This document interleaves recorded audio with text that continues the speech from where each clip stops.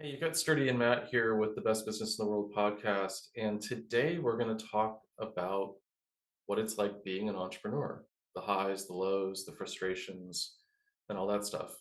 But first, Matt, It's sturdy. well, we, So, we were going so to share we with we you, were having a talk, and there's the example. and there's the example we were searching for. We were talking before the show about the fact that we're 12,000 kilometers apart, or about 7,000 miles, um, and we have like a 1 second delay. And sometimes we talk over each other, not that we mean to, because we're not those sort of people, but we do. So if you are listening to this or watching this and you're sitting there going, these guys just are not in tune with each other. Well, we are a few kilometers apart, and sometimes the internet's really good, and other times it's AT&T. Right. Isn't We that have a the little bit joke? of a, yeah, we get the joke. A little bit of a delay. So forgive us if you hear us kind of jump on each other a little bit. We'll try to be good about that. So, We'll Matt, do we'll do better, we promise. being an entrepreneur, lows, highs. What do you do when I when think you're frustrated? Yeah, I think today, if we start off with that as a topic, I think it's really important, because I think that a lot of the people who can listen to this podcast will be able to relate to this really, really personally. Um, and it's funny because you and I are in a bit of a funk at the moment as well. Hmm. We've launched this incredible product, and we put literally our heart and soul into this product. This is incredible, and we are supporting people and doing as much as we possibly can. It's just not quite going to plan, and that's pretty normal. It's frustrating, but it's normal. It is normal. It is normal when you're trying to launch something new, even with the same target audience, same customers. Yeah, it takes a while to get traction, right? It takes a while to to get it going, and in some cases you're also trying to decide, well, is this actually going to work? Is it getting product market fit? Is it getting resonance, or should I just stop and move on to something else? And with something like this, like we're not going to give up. We're going to be doing this in 2, 3, 5, 10 years, regardless of whether we get immediate traction or not, because it is. But when this is going on, you brought up before we were kind of discussing the topic, who do you talk to? Yeah, it's as a business leader. This is you know what? As a business coach, I deal with like all different types of people and all different countries, and they all have the same conversations. And you hit the nail on the head. Who do I talk to? I can't talk to my bank manager if it doesn't involve money, because they, generally speaking, don't give a hoot. I most of the time find it difficult to talk to my partner, because if I'm bringing my partner into it, well, like that's a lot of a burden to throw on them, and they get concerned about me, whereas it might just be a normal concern I have around running the business. So I've got to temper who in my really close family who I talk about, because like my mum, for example, right? She asks me every day, "How's the program going? How's it going? How's it going?" And that's awesome. And she doesn't want to think of her son as struggling and that sort of thing. So I just sit there and go, "Yep, mum, it's a work in progress." And that's as much as I draw her into it. I'd love to tell her what's really going on, but you can't. You gotta protect them. Mhm. Yeah. Even the successes are hard to share sometimes, so well, when we're frustrated and struggling like this, I think you mentioned, like, everybody's an expert, right? So you share your problems, and your friends, people close to you, they want to help you solve the problem, right? They care about you, and they want to help you fix it. But their solutions and what they do in their corporate jobs or their institutional settings or whatever is very, very different from what you do as a business owner or an entrepreneur, especially in that early startup phase. In that early startup phase, man, Yeah. you are everything. You're the janitor.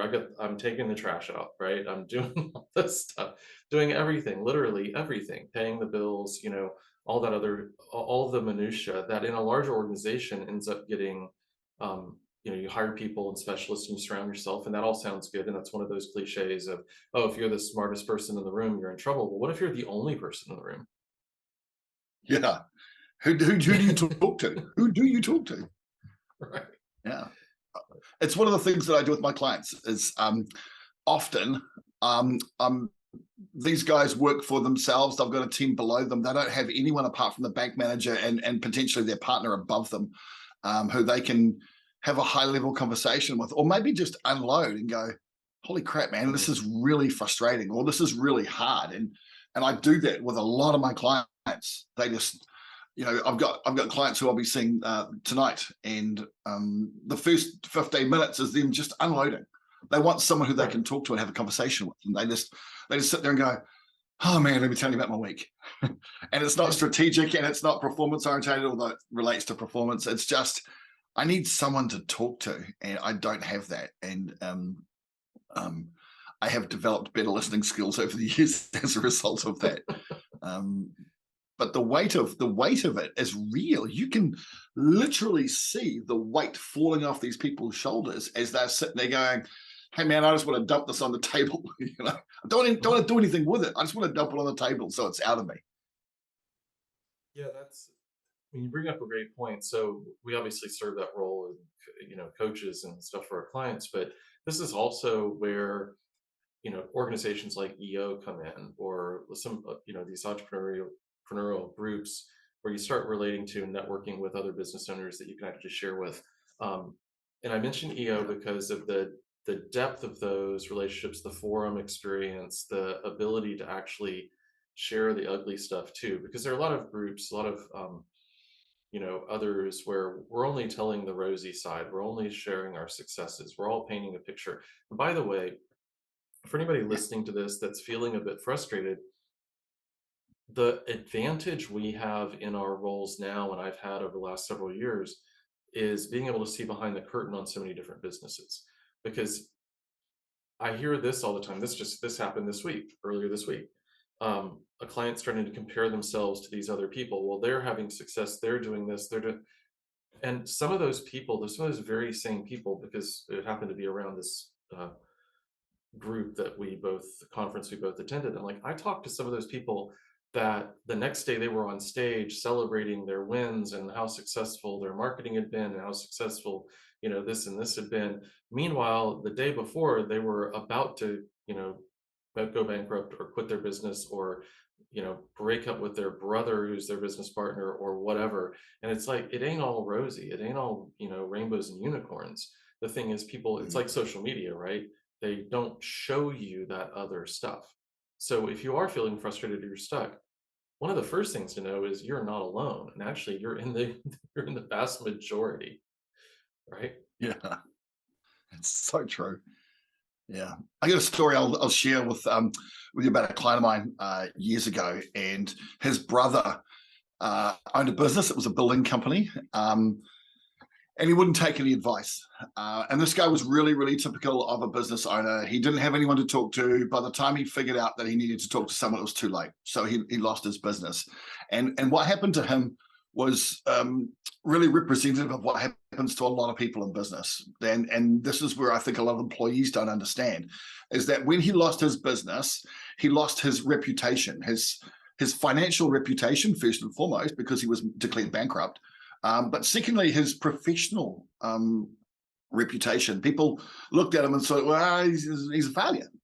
On top of that, he lost his wife because she Jeez. couldn't deal as well with the stress. And when he lost his wife, he lost his children. Now, he didn't lose them completely. He still has access to them, but they were all living under the same roof. Um, and people don't understand that the stakes that entrepreneurs and business owners play with are much bigger. If things go wrong for an employee and they lose their job, they can probably, certainly in this market, go out and get a job tomorrow.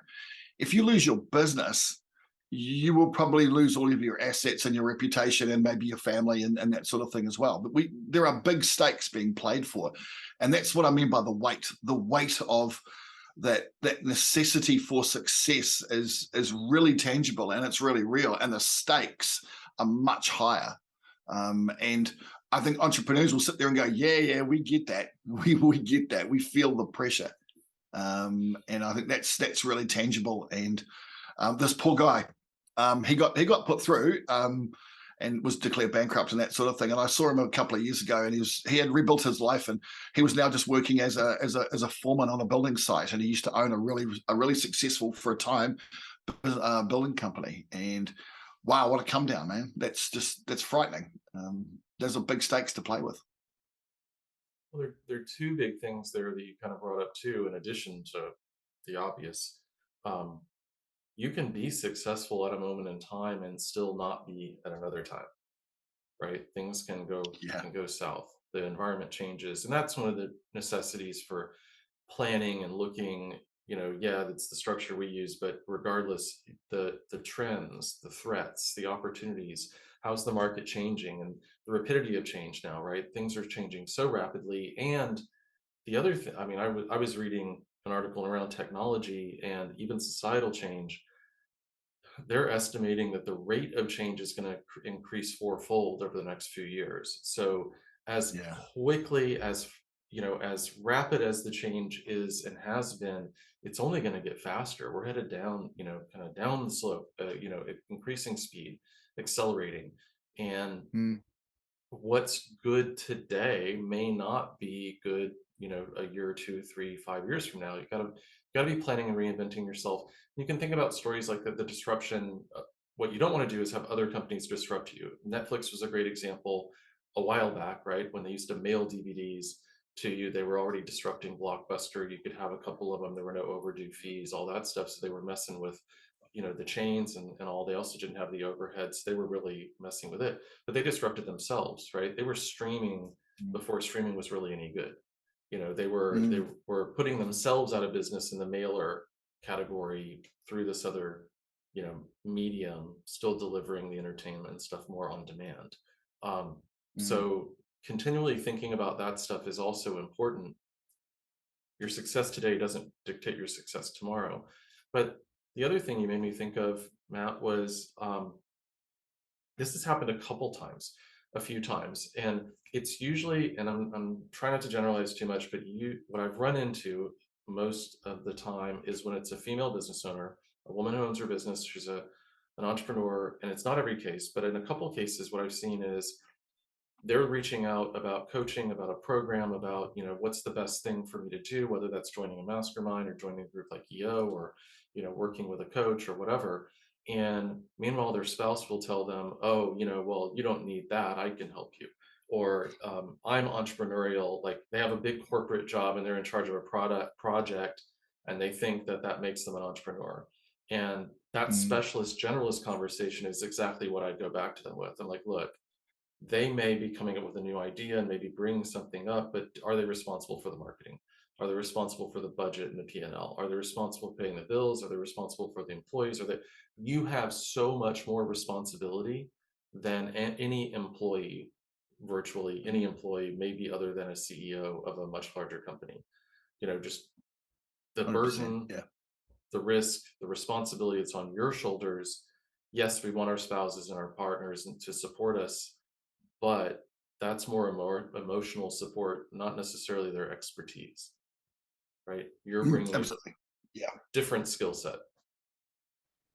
Absolutely. And you know what? I deal with a whole bunch of female-only teams and female entrepreneurs, and not because I have any particular affinity to deal with a male or female. I thoroughly enjoy both sexes, and what's really interesting and what I think is really fantastic about the women that I deal with is that they're incredibly capable people.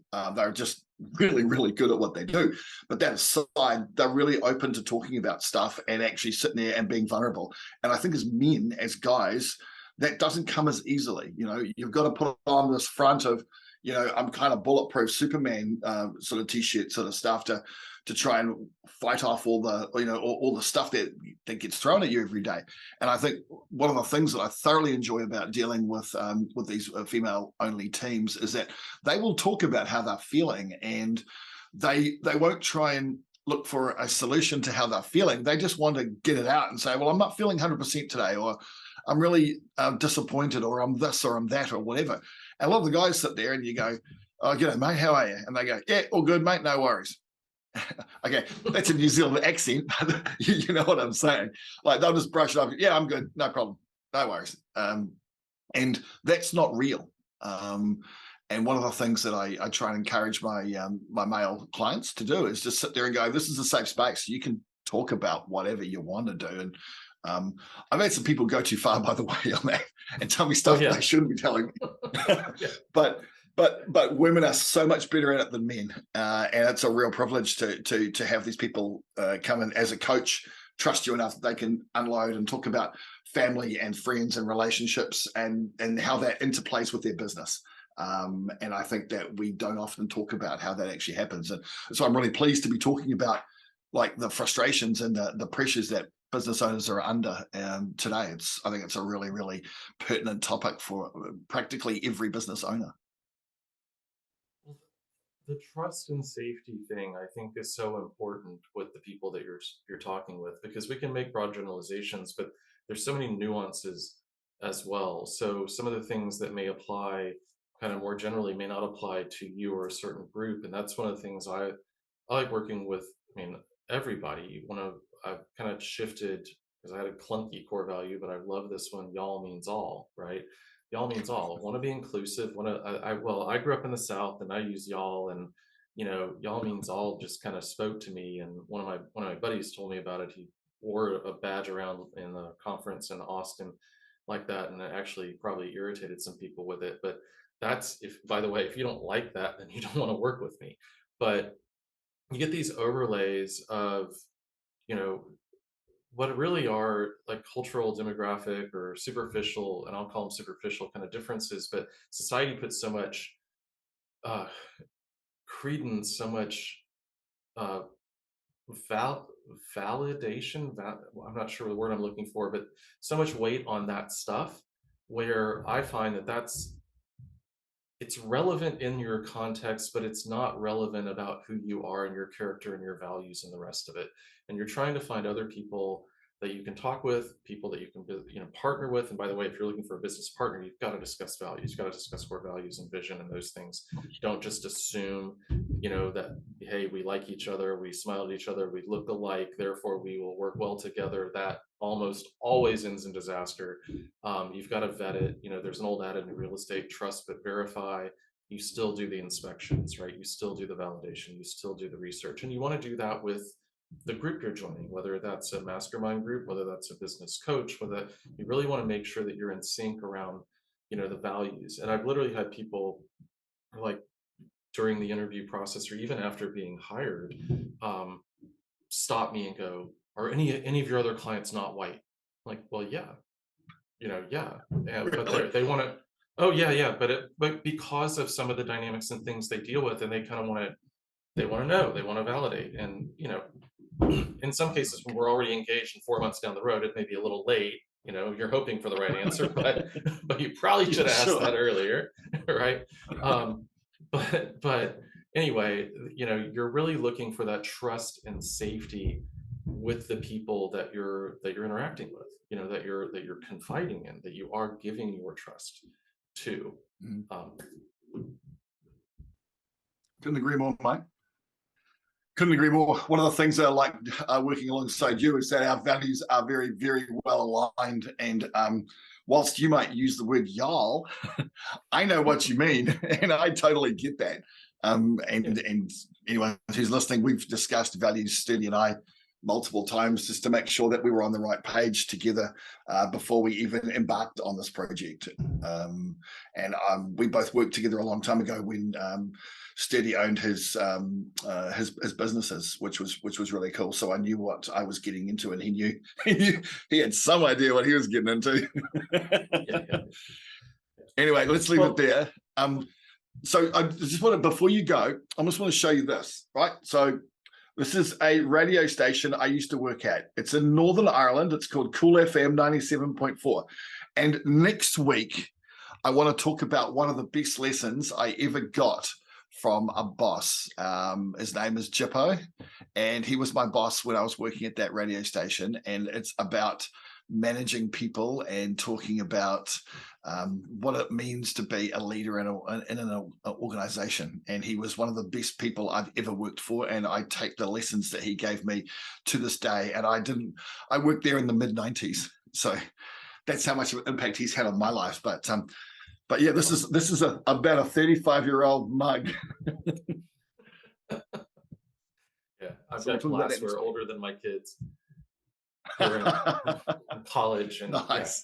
But but anyway, okay, so that's next week. Just know that if if you're out there and you're frustrated and you're listening to this at whatever point in time, you're not alone.